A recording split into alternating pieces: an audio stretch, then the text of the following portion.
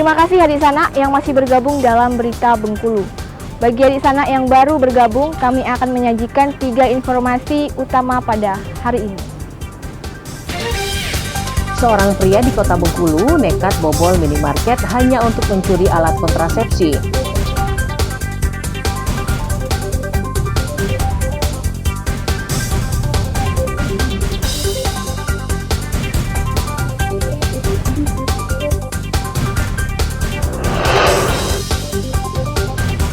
Bawaslu Provinsi Bengkulu gelar apel siaga persiapan pengawasan tahapan kampanye pemilu 2024. Warga Bengkulu Utara sulap ekoenzim atau cairan fermentasi sampah organik jadi sabun kaya manfaat untuk kulit.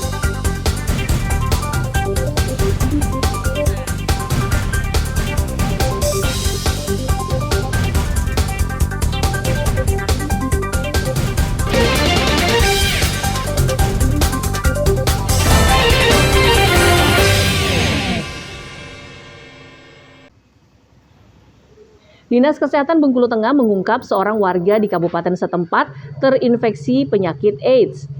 Berdasarkan screening atau penelusuran petugas di 20 puskesmas, penderita HIV/AIDS tersebut berjenis kelamin laki-laki merupakan warga Kecamatan Karangtinggi. Kepala Bidang Pencegahan dan Pengendalian Penyakit Dinas Kesehatan Bengkulu Tengah, Yongki Hermansyah mengatakan itu merupakan kasus lama. Saat ini ia dalam kondisi sehat dan aktif menjalani perawatan di puskesmas setempat.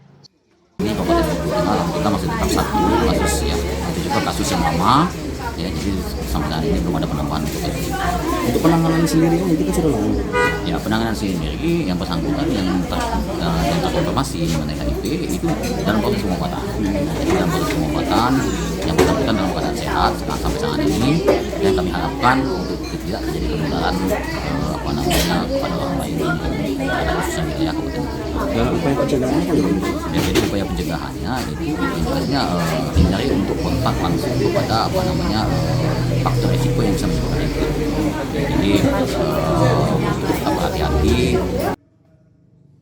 Kendati demikian, Dinas Kesehatan Bengkulu Tengah meminta warga tidak mendiskriminasi orang dengan HIV/AIDS. Hal ini karena virus tersebut hanya bisa menular melalui cairan kelamin dan darah. Tim Liputan melaporkan dari Bengkulu Tengah. Ekoenzim atau cairan fermentasi dari sampah organik seperti sisa makanan, buah, dan sayuran adalah cairan yang kaya manfaat. Selain bisa digunakan sebagai pupuk organik, pembunuh bakteri, dan hama lainnya, ternyata cairan fermentasi tersebut juga bisa disulap menjadi sabun organik yang kaya manfaat untuk kulit. Menurut pengolah ekoenzim Poniarti, proses pembuatan sabun organik tersebut tidak sulit dan bahan-bahan pembuatannya juga mudah didapat, yakni ekoenzim kulit jeruk, air, soda api, minyak kelapa, pewarna makanan, dan pewangi. Setelah semua disiapkan, selanjutnya panaskan minyak kelapa kurang lebih 2 atau 3 menit. Kemudian didinginkan dan campurkan soda api dan air. Setelah minyak dan soda tadi dingin, lalu campurkan bahan tersebut hingga merata dengan cara dimixer.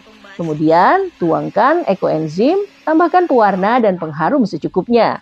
Setelah semuanya sudah merata, masukkan adonan ke dalam cetakan dan biarkan selama 2 hari hingga mengeras. Poniarti mengatakan sabun ekoenzim ini kaya manfaat, salah satunya untuk mengatasi jerawat.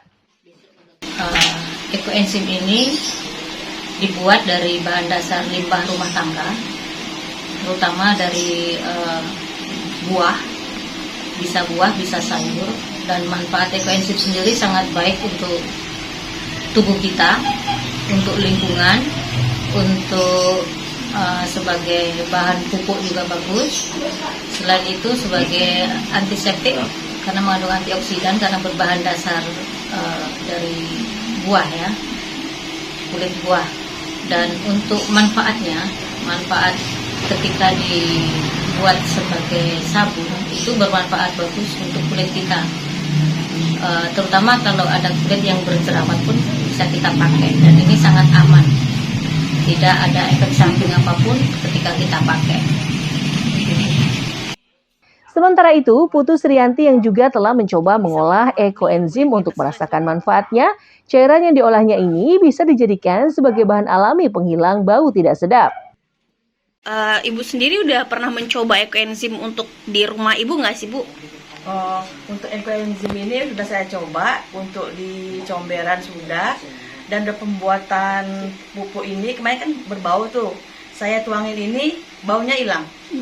Tidak ada bau-bau yang menyengat lagi dia dari ekoenzim ini.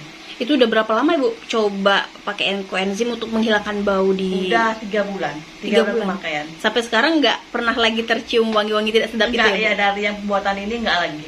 Oke, itu Ibu coba buat sendiri atau Iya, gimana Bu? buat sendiri. Udah itu saya kasih ini, hilang baunya. Dengan adanya inovasi ini, diharapkan masyarakat ikut serta memanfaatkan limbah-limbah organik menjadi sebuah produk yang bermanfaat dan ramah lingkungan untuk mengurangi sampah organik minimal dari lingkungan rumah masing-masing. Tim Liputan melaporkan dari Bengkulu Utara. Ratusan koleksi senjata tradisional khas daerah Bengkulu sejak zaman prasejarah Senin pagi dipamerkan di Museum Negeri Bengkulu. Ada sekitar 500 senjata khas berbagai bentuk dan ukuran, mulai dari kerambit, sewar hingga kapak yang terbuat dari batu. Dipajang pada pameran senjata tradisional yang akan digelar hingga 30 November mendatang. Selain mendorong upaya pelestarian, pameran senjata pusaka khas daerah ini juga diharapkan bisa menarik lagi minat masyarakat, khususnya generasi milenial untuk berkunjung ke museum. Lihat untuk menggambarkan sejarah Bengkulu, kemudian budaya Bengkulu sudah cukup sebenarnya. Tadi pas di atas kita mendapatkan koleksi baru yang memang hasil alam itu konsep terkait dengan harimau, kemudian gading gajah bagus sekali. Nah, saya minta pertama tentu dengan museum barang-barang ini dipelihara, dirawat. Sehingga walaupun ini barangnya sudah usia cukup lama, tapi kalau terawat kan jadi menarik untuk dilihat. Kemudian yang kedua tadi, bagaimana mempromosikan ini bisa menjadi pusat edukasi, kemudian menjadi tempat kunjungan wisata bagi anak-anak sekolah. Maka saya minta coba dibuat jadwal hari-hari tertentu, itu digratiskan untuk anak-anak sekolah supaya banyak. Harapan terbesarnya kita berupaya untuk mengenalkan kepada generasi muda, karena kan seperti kita ketahui senjata tradisional ini kan anak-anak sekarang sudah tidak mengetahui. Dan mereka penggunaan senjata juga sudah diatur oleh undang-undang dari kepolisian. Untuk itu kita kenalkan lagi kepada generasi muda, khususnya pengunjung yang berasal dari pelajar seperti itu. Biar lebih mengenalkan, mereka tahu, akhirnya bisa mencintai koleksi senjata yang ada di provinsi ini. Pada hari pertama dibukanya pameran senjata pusaka ini sudah menarik minat warga untuk berkunjung ke museum. Salah satu pengunjung mengaku senang karena bisa mengingat kembali nilai-nilai seni dan budaya nenek moyang yang kian tergerus dengan kemajuan zaman. Banyak sekali koleksi-koleksi senjata dari zaman dahulu seperti kapak batu, ada juga yang dari seruma.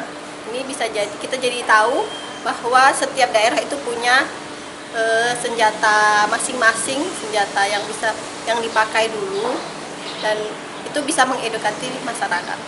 Oke, harapan kedepannya seperti apa sih Mbak dengan adanya museum dan pameran ini tadi?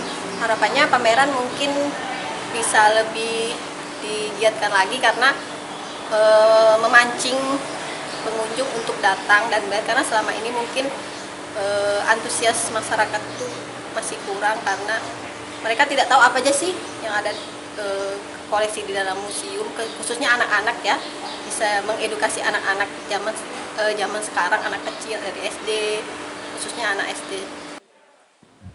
Selain bisa melihat langsung senjata pusaka khas daerah, pada pameran yang akan digelar selama 3 hari di Museum Negeri Bengkulu ini, pengunjung juga bisa mengulas kembali sejarah daerah mulai dari zaman prasejarah hingga penjajahan. Tim Liputan melaporkan dari Kota Bengkulu.